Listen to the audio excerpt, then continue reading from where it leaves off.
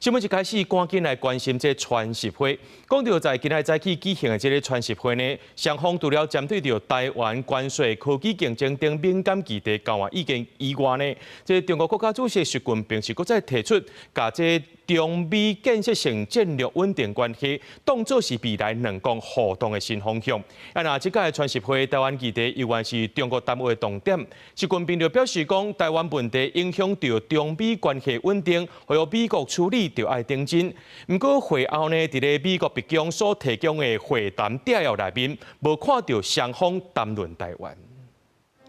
美國總統川普14訪問北京，川普先在人民大會堂頭前接受盛大歡迎儀式，然後雙方在友好氣氛之下展開會談。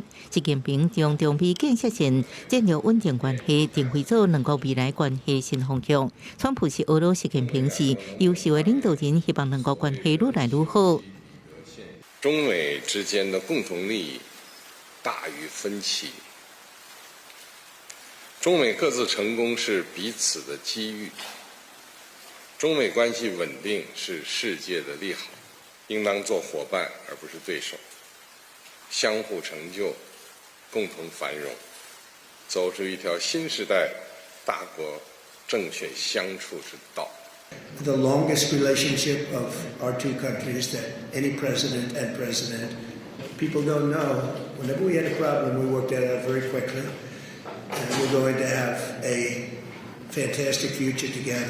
在2點外鐘的閉門高層對話內底，雙方講到台灣關稅、科技競爭甲伊朗戰爭等議題。美國國防部長赫塞斯甲中國國防部長張軍鬥陣在談判桌，也批評為是甲過去無甲同款的現象。對台灣議題，中國國民新華社甲央視對在會談結束了後，馬上發布新聞稿。中國外交部也在了後記者會，擱一擺表示習近平主席的講話內容。台灣問題是中美關係中最重要的問題，處理好了，兩國關係就能保持總體穩定；處理不好，兩國就會碰撞甚至衝突，將整個中美關係推向十分危險的境地。台獨與台海和平水火不容，維護台海和平穩定是中美雙方最大公約數。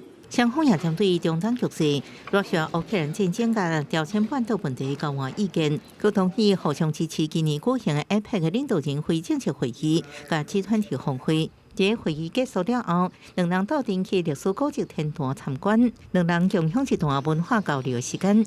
並對美國記者提問，川普甲以前無同，是正讚讚。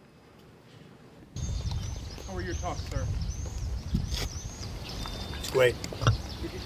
Great place. Incredible. China's beautiful. 公視新聞陳俊偉報道。